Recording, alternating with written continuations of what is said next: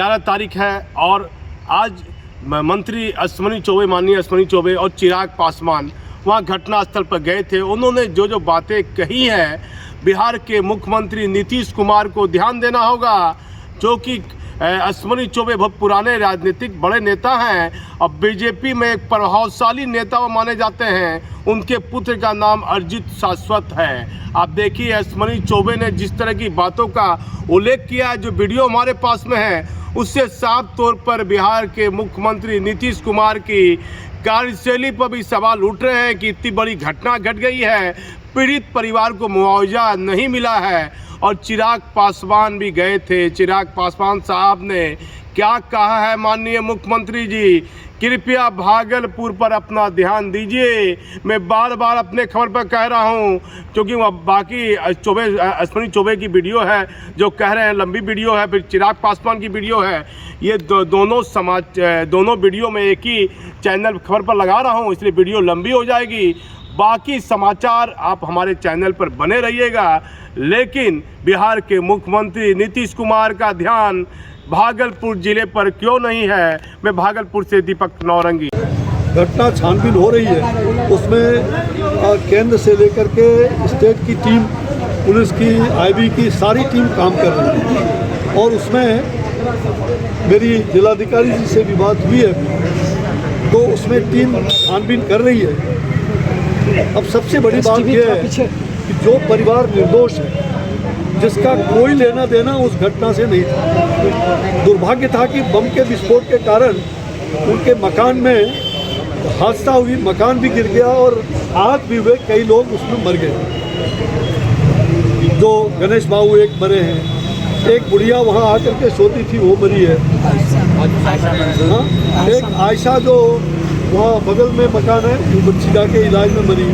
दो जो ओम प्रकाश शाह जी के राजकुमार और राहुल भतीजा, ये दो लोग जो मरे, मतलब ये जो 5 जो बाप बेटे मरे हैं, ऐसे सारे के सारे निर्दोष परिवार, ये लोग जो हैं, अभी जहाँ घटनास्थल हुआ मैं उसके बारे में बात नहीं कर रहा, इसलिए कि वो जांच का विषय पूरा है, जांच के बाद ही कोई निष्कर्ष पर पहुंच सकते हैं। सर, मुआवजा नहीं मिला है पीड़ितों को। सर, स्थानीय जनप्रतिनिधि और समाज सेवी से मदद मिल रही है, मंत्री से लेकर विधायक तक आ गए हैं, लेकिन अभी मदद के नाम पे दिलासा दिया गया। ऐसा है, पहले तो मानवता के नाम पर सबको मदद का समाज के लोग कर रहे हैं, हमारे जनप्रतिनिधि, हमारे कार्यकर्ता सब लोग लगे हुए हैं।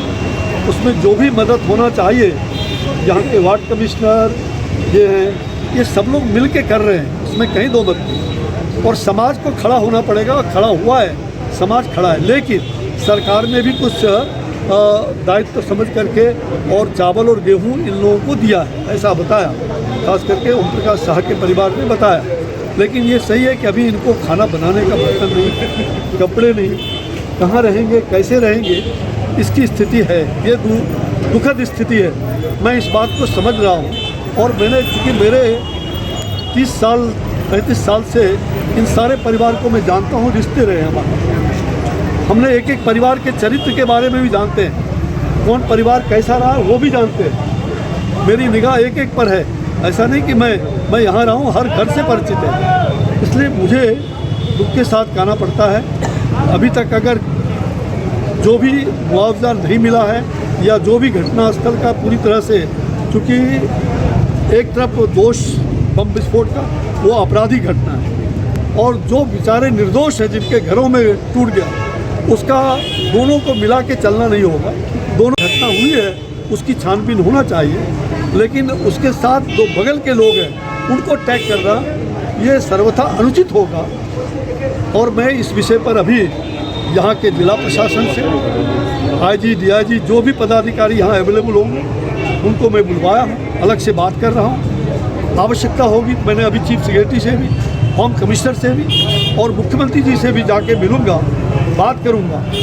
और जो भी परिवार जल्दी से जल्दी, जो 2-3 बात मुझे लगा, एक तो उनको तुरंत भोजन, खाने पीने और मेडिकल की व्यवस्था सरकार मुफ्त में कर रही है, भोजन के लिए कुछ तत्पर है, समाज के लोग भी और सरकार के स्तर पर भी कुछ व्यवस्था हुई है, लेकिन वो व्यवस्था उसको और व्यवस्था करने की आवश्यकता है। सर पीड़ित अब अपने आस्थाने में लौटना चाह रहे तीसरी हैं। बात, पीड़ित परिवार जो अपने कहीं दुकान है, प्रतिष्ठान है, जो टूटा हुआ नहीं है, डैमेज पोर्शन नहीं है, कुछ रोजगार उसमें कर सकता है, तो उसके लिए भी उनको रोजगार के लिए उसको मुक्त कराना।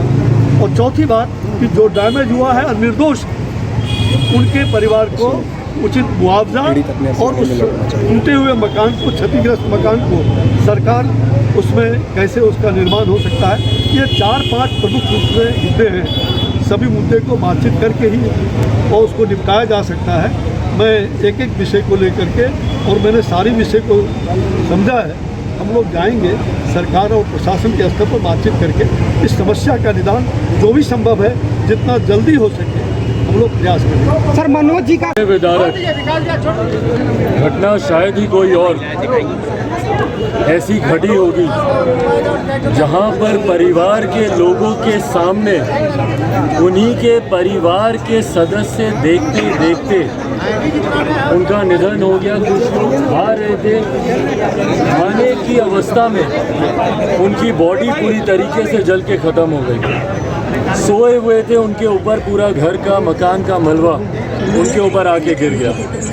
सबसे पहले मैं अपनी तरफ से, अपनी पार्टी लोक जनशक्ति पार्टी रामविलास की तरफ से तमाम मृतकों के प्रति श्रद्धांजलि अर्पित करता हूं। भगवान उनकी आत्मा को शांति दे, और जितने घायल हैं उनके जल्द स्वस्थ होने की कामना करता हूं। पर साथ ही में मजबूती से ये सवाल भी शासन प्रशासन से पूछता हूं कि इन मौतों का जिम्मेदार कौन है। और इसको मैं मौत नहीं बोलूँगा, ये निधन नहीं है, हत्या है ये। और इस हत्या को करवाने वाले हत्यारे कौन हैं, ये जवाबदेही तय करने का समय है। क्या शासन प्रशासन हत्यारा नहीं है? क्या शासन प्रशासन को इस बात की जानकारी नहीं थी कि एक रिहायशी इतने भीड़ भाड़ वाले इलाके में किस तरीके से आप इस तरीके से अवैध धंधे के कार्य को आप चलने की आपने सहमति दे रखी थी? यहाँ अगल बगल में 2 थाना लगता है, डीएसपी का आवास मुश्किल से 200-300 मीटर की दूरी पर है, और ठीक उसके बीच में पिछले 20, 22, 25 सालों से, भगवान जाने कितने समय से, 20 साल की जानकारी हम लोग को इसीलिए है क्योंकि 2002 में भी एक ऐसी ही घटना संभवतः इसी स्थान पे घटी थी जिसमें 4 लोगों की मृत्यु हुई थी। और उसके बाद भी अगर शासन प्रशासन खामोशी से आंखें मूंद कर बैठी है तो वो अगली बड़ी घटना के घटने का ही इंतजार कर रही थी ना। क्यों शासन प्रशासन ने पहले ही इस बात को दुरुस्त क्यों नहीं किया?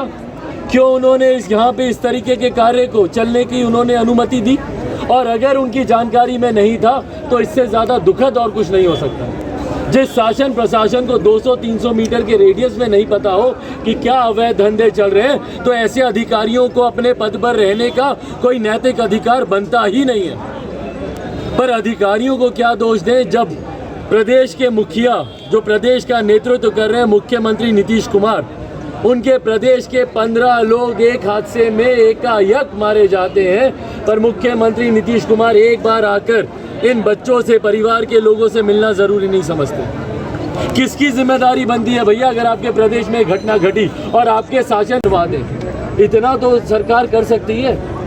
कल मैं लिखित रूप में भी मुख्यमंत्री नीतीश कुमार जी से, जिला प्रशासन से आग्रह करूंगा कि इंसानियत के नाते भाई हर चीज़ में नियम कायदे कानून नहीं देखे जाते हैं। कई चीज़ें हैं जो नियम कायदे कानून से उठकर आपको देखने की ज़रूरत है। बच्चियां रो रही हैं, जवान लड़कियां हैं यहाँ पर, कल को भगवान ना करे उनके साथ कोई और घटना घट जाए, उनके साथ कुछ और हो जाए तो कौन जिम्मेदारी लेगा?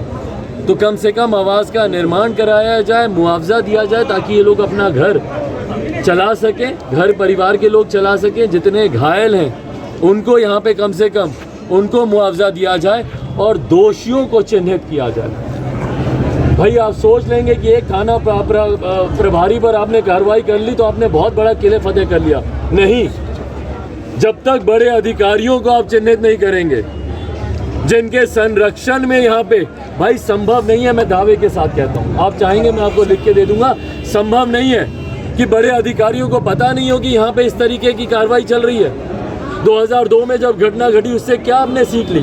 उसके बाद क्यों नहीं सुनिश्चित किया कि यहाँ पे इस तरीके का कोई धंधा ना चले, इस तरीके का कोई कार्य यहाँ पे नहीं हो, पटाखे बनाने का या जो भी भैया बम बारूद भगवान जाने क्या चल रहा था। चार्जशीट फाइल करें और उस चार्जशीट में नाम जाना चाहिए उन लापरवाह अधिकारियों का भी जिनके संरक्षण में जो भ्रष्टाचार, जो घूस का पैसा हर महीने यहाँ से लेते होंगे कि हाँ तुम करो, हम देखेंगे तुम्हारे यहाँ कोई छापा नहीं पड़े। तो ऐसे लोगों पर भी कार्रवाई होनी चाहिए। लिखित रूप में भी मैं मुख्यमंत्री जी से मैं ये आग्रह करूँगा और उम्मीद करता हूँ, पर तब तक ये विश्वास दिलाता हूँ कि शांति से मैं भी नहीं बैठूँगा इस उम्मीद में कि भैया सरकार कुछ करे। मेरी अपनी सीमाएँ हैं, पर अपनी सीमाओं में रहते हुए जितने मेरे यहाँ पे साथी अधिकारी हैं, जितने मेरे पार्टी के पदाधिकारी हैं, जितने मेरे पार्टी के कार्यकर्ता हैं, सबसे मैं आग्रह करूंगा, मृणाल शेखर है, अमर कुशवाहा है, बेबी जी हैं, संगीता जी हैं, राजेश हैं, सब लोगों से, मेरे जिला अध्यक्ष हैं, सब लोगों से मैं आग्रह करूंगा कि उनसे जितना बन पड़े कंट्रीब्यूट करें और जल्द से जल्द अगर सरकार अगर इसमें ढिलाई देती है, क्योंकि ये कभी भी और बड़ी घटना घट सकती है, तो मरम्मती के कार्य में इन सब से मैं आग्रह करूंगा कि हाथ लगवाएं, कार्य को शुरू करवाएं। खाने पीने का, राशन का जब तक हम लोगों से बंद पड़ रहा है, हम लोग वो जिम्मेदारी पहले भी हम लोग उठा रहे हैं, आगे भी हम लोग उठाएंगे, पर ये नैतिक जिम्मेदारी सरकार की भी है। उनसे भी मैं आग्रह करता हूँ कि अपनी जिम्मेदारियों का निर्वहन करें। मैं इसको अहंकार बोलूँगा। अहंकार की हद देखिए कि इन लोगों के रहने खाने की व्यवस्था तक शासन प्रशासन करना ज़रूरी नहीं समझता है। भाई हम ही लोगों की जेब से शासन किसका पैसा लेता है भैया? हम ही लोग टैक्स भरते हैं ना, यही लोग टैक्स भरते हैं। और टैक्स ये इसलिए भरते हैं कि कल को जब ये लोग मुसीबत में हो तो उसके बाद शासन प्रशासन इनको बढ़ने के लिए इनके रिश्तेदार, उनके अड़ोस पड़ोसियों के हाथ छोड़ दे कि आप जियो मरो, हमको कोई लेना देना नहीं। राशन के नाम पर 1 बोरी चावल, 1 बोरी गेहूं, भाई चूल्हा कहाँ जलाएंगे बताइए ना।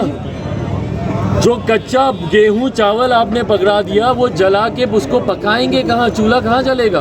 घर तो उड़ गया पूरा। और जो बाकी जो खंडर मौजूद है वो कब वो धराशायी हो जाए किसी को इसका कुछ नहीं पता। और उसके बाद अभी जब मैंने डीएम साहब से मैंने जब बातचीत की तो वो आधार बना रहे हैं कि भाई कोई मापदंड नहीं है। जब ऐसी अगर कोई आपदा आई तो क्या मानवता, इंसानियत अपने में कोई मापदंड नहीं है क्या? इंसानियत का कोई महत्व नहीं है, मानवता का कोई महत्व नहीं है। भाई चिराग पासवान को क्या लेना देना?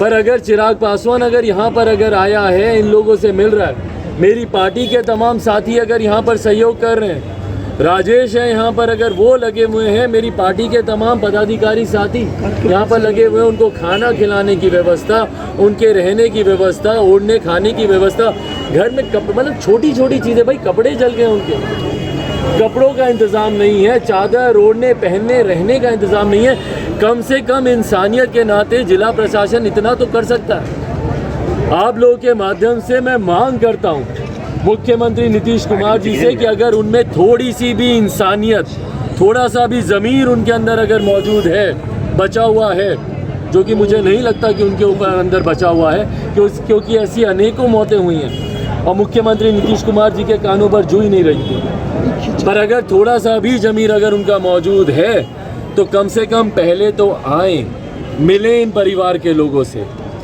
और जो बेसिक चीज़ें हैं, इनका घर जो क्षतिग्रस्त हुआ है उसका निर्माण करवा के दें, मुआवजा दें, ताकि घर परिवार के लोग अपना गुजर बसर कर सकें, बच्चे अपने स्कूल कॉलेज की फीस दे सकें। कम से कम 25 लाख रुपए का मुआवजा हर पीड़ित परिवार को दिया जाए। इनका घर जो धराशायी हुआ है उसका निर्माण सरकारी खर्चे से करवाया जाए। और सबसे बेसिक चीज़ भैया कि जो लोग घायल हैं, ये तो कोई भी करता है, जो घायल है कम से कम उसका इलाज तो सरकार करवा सकती है। उसमें कितना खर्चा आता है? इन लोगों के लिए वो बड़ी रकम है, सरकार के लिए कितनी बड़ी रकम है वो?